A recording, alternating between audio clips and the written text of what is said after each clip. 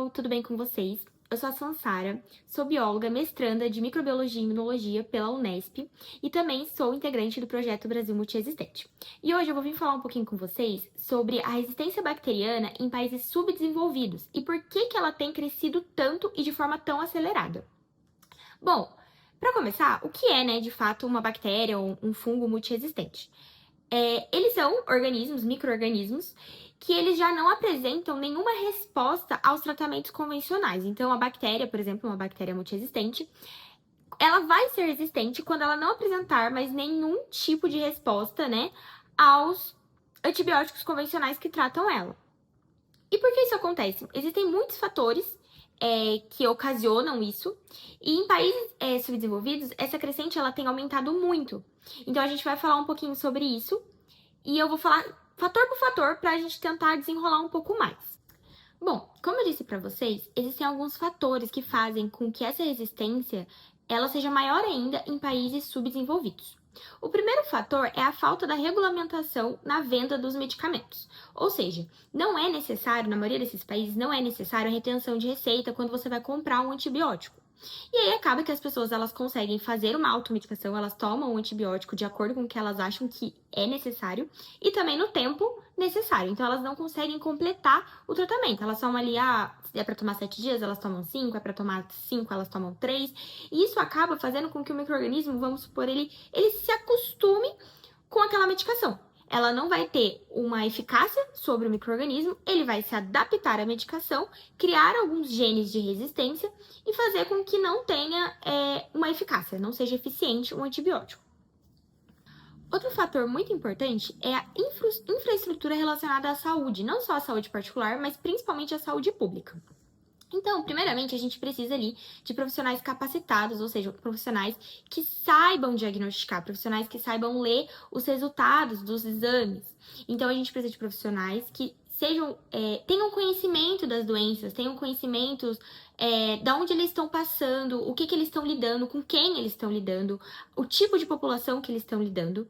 Além que a gente também tem que lembrar que no nosso país, só existem 2 profissionais que são capazes de fazer a receita médica, de estar receitando algum tipo de medicação, que é o médico e o dentista. Então, eles precisam ter um certo tipo de conhecimento avançado para poder estar exercendo essa função.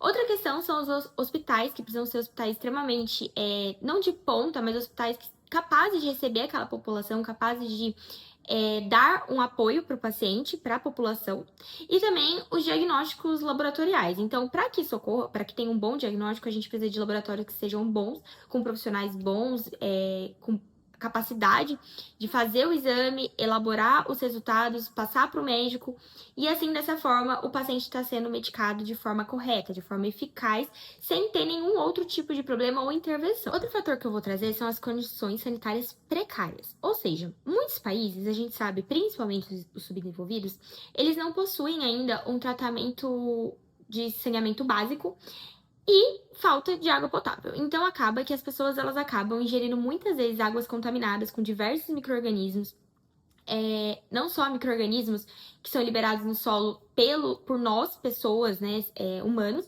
quanto por animais também, que às vezes estão contaminados e aí acabam defecando ali na grama, vem a chuva, leva aquela água ali pro esgoto, aquela água do esgoto não é tratada, as pessoas acabam tendo um contato, então acaba tendo ali uma contaminação. Muitas vezes aumenta o número de infecções, o uso de antibiótico ele fica exacerbado, as pessoas elas começam a utilizar mais antibiótico na intenção de conter aquela infecção. Vale lembrar também que normalmente essas regiões, como a gente falou lá no começo, no primeiro fator, as pessoas elas usam antibiótico de forma indiscriminada e errada, então elas vão acabar tentando usar os antibióticos para conter, vão usar de forma errada, vai aumentar as infecções e, consequentemente, a resistência nos micro-organismos, nas bactérias, também vão aumentar. Agora, um dos principais fatores associados à resistência microbiana e a países subdesenvolvidos é a questão socioeconômica. Nós sabemos que países subdesenvolvidos, eles têm uma questão socioeconômica bem mais precária do que países desenvolvidos, o que influencia diretamente no tratamento dos pacientes, pois serão pacientes, uma sociedade que ela vai ter uma condição financeira muito mais baixa do que em outros países, e muitas vezes elas não vão ter dinheiro para comprar a medicação do tratamento inteiro. Então, elas não vão conseguir completar o tratamento de forma eficaz. Então, vamos supor, o tratamento é de 14 dias. Ela vai na farmácia, ela compra os 7 dias, toma 7 dias e não toma os outros 7. Isso automaticamente vai influenciar na resistência microbiana, vai influenciar ali no micro-organismo, naquela bactéria, a ter sim uma resistência ao antibiótico, ao medicamento que foi receitado pelo médico. E a gente sabe que não tem muito o que fazer, é uma questão muito mais ligada a governos, né, a governamental. Então, é um dos piores fatores, assim, quando a gente fala dessa questão da resistência associada a fatores sociais, vamos colocar assim, do país subdesenvolvido. E aí, o último fator, ele linka um pouquinho lá com outro fator da questão dos hospitais, serem hospitais de qualidade. Então, a gente sabe que, às vezes, o hospital, ele não é um hospital com os melhores equipamentos, ele não vai ser um hospital com tudo do bom e do melhor, mas ele precisa ser um ambiente limpo, né? Um ambiente bem higienizado, bem organizado, para que o controle de infecções dentro dele seja de extremo controle.